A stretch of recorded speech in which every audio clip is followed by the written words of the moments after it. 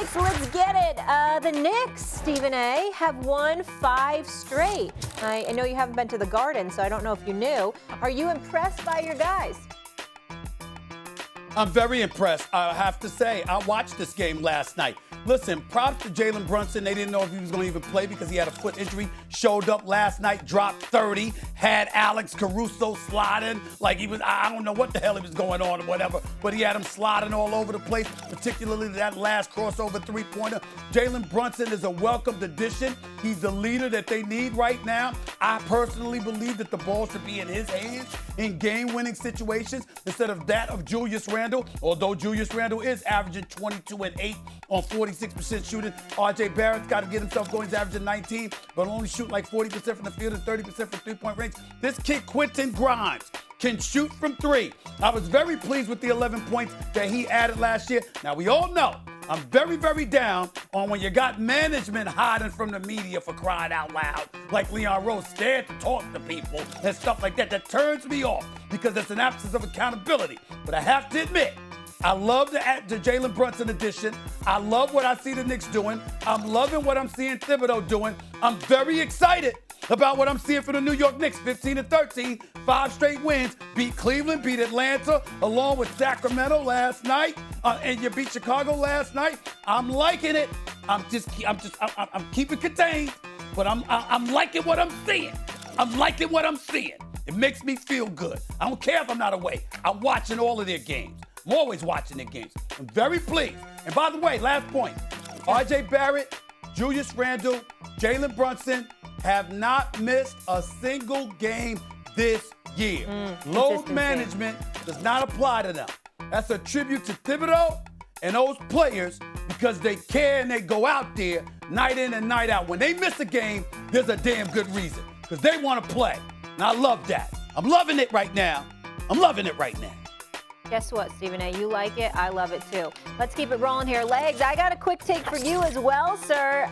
The Cavs dominated the Mavs last night. Donovan dropping 34. So tell me this, Tim. Would you rather have the Cavs roster or Luka? Oh, but listen. I love what the Cavs are doing, okay? I love the additions.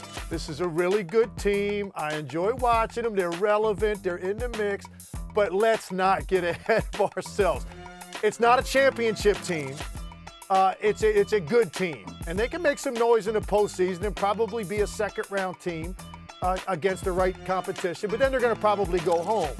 Luka Doncic is special. Look, this roster might not be good enough to contend either, and that style of play is something you got to have unique guys around him because of how much he dominates the ball. I get that.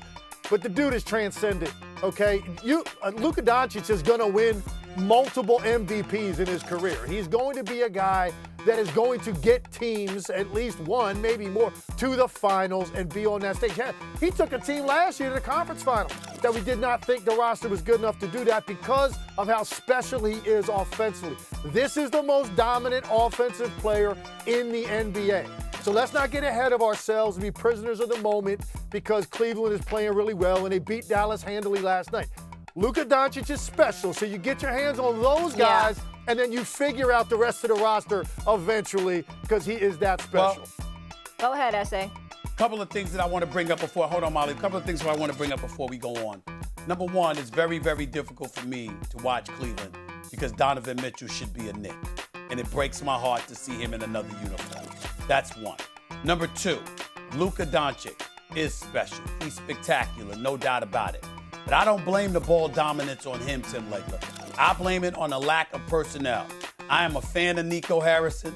I am a fan of Mark Cuban. And I love me some Jason Kidd. You got to get this brother some help. Spencer Dinwiddie and Tim Hardaway Jr. can ball. But you've got to upgrade the roster. And I know I joke, I get on Dallas Cowboy fans, not the Cowboys themselves. But you don't ever hear me complaining about the city of Dallas. I love Dallas. That is a fantastic town. And let me tell you something. There is no reason when you got a Luka Doncic on your squad in that city with a state that doesn't charge any state income tax, there is no reason why you cannot go out there and get this brother some help. He needs it and he deserves it. So I just want to let the Dallas Mavericks know. Yeah. Love those dudes. Love who they got in place. You got to do more to get Luka Doncic some help. Thanks for watching ESPN on YouTube. For live streaming sports and premium content, subscribe to ESPN+.